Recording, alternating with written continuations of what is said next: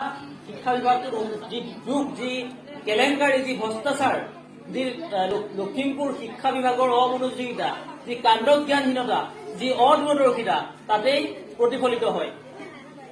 বাইদেউসকলে প্ৰধান শিক্ষয়িত্ৰীৰ সকলো কাম কৰিবলগীয়া হৈছে।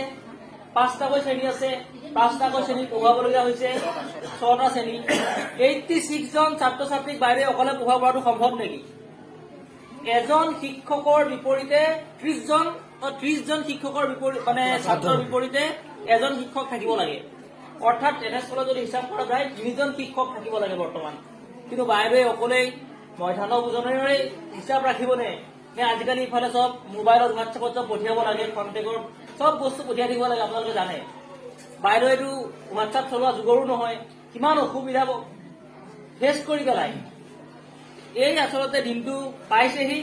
আৰু বহুত আমি বিধায়ক সভা মই বহুতলৈ গৈছো, কিন্তু এই বিধায়ক সভাখনৰ নিচিনা পবিত্ৰ বিধায়ক সভা মই ক'তো পোৱা নাই বুলি মোৰ ফালৰ পৰা মই ক'বলৈ বিচাৰিছো। কিমান সুন্দৰকৈ ধুনীয়াকৈ তেওঁলোকে আয়োজন কৰিছে আৰু বাইদেৱে হুক হুকাই কাটিছে। শ্ৰদ্ধা নাথাকিলে যেতিয়া এটা অনুষ্ঠানৰ প্ৰতি এটা প্ৰতিষ্ঠানৰ প্ৰতি যেতিয়া শ্ৰদ্ধা নাথাকে, যেতিয়া ভক্তি নাথাকে, তেতিয়া এনেকৈ হুক হুকাই কানি কেতিয়াও নাকানে বাইদেৱে দুখ পাইছে আচলতে।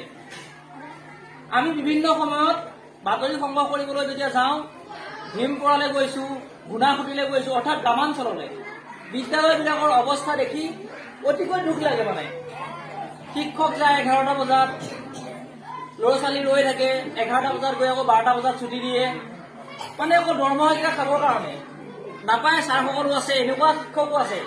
আমাৰ দেৱীপ্ৰসাদ উপাধ্যায় ছাৰৰ নিচিনা শিক্ষক আছে, যি নিজৰ দৰমহাকেইটাৰ কাৰণে শিক্ষকতা কৰি থকা নাই, সমাজৰ বাবে কৰি আছে। নিজৰ যি দায়িত্ব সেই দায়িত্ব ল'বৰ বাবে কৰি আছে। সীতাৰাম অধিকাৰী ছাৰ অন্যতম এখন ভাল মধ্য ইংৰাজী বিদ্যালয়ৰ তেওঁ শিক্ষক, ৰূপহী বালিকা মধ্য ইংৰাজী বিদ্যালয়ৰ শিক্ষক। ব্ৰজমিলি ছাৰ আছে তেনেধৰণে। কিন্তু এনেকুৱা কিছুমান শিক্ষকো আছে যি মাত্ৰ দৰমহাকেইটা কেতিয়া ATM-ত মেছেজটো আহে নহয় ৰাতি 12টা বজাত দৰমহা সোমালে বুলি, তালৈহে ৰৈ থাকে, তাৰ বাদে একো কাম নকৰে। মাজতে আমি গুণাসুতিত সাংবাদিকৰ দল এটা উপস্থিত হলোগে, তাত 11টা বজালৈকে শিক্ষক নাই। আমি লগে লগে উপায়ুক্তক তাৰ কমপ্লেইন দিছো, শিক্ষা বিভাগৰ বিষয়াক কমপ্লেইন দিছো, নিউজ কৰিছো। এতিয়া জনামতে তেওঁলোকক নিলম্বন কৰা হৈছে। তেনেধৰণে নামনি দৰকাৰ মধ্য ইংৰাজী বিদ্যালয় সেই একেই। যদি কৈ যাওঁ মানে তেনেকুৱা বিদ্যালয়ৰ অভাৱ নাই যি বিদ্যালয়ত শিক্ষকে কেলেংকাৰী কৰে, কিন্তু এনেকুৱা উদাহৰণ আছে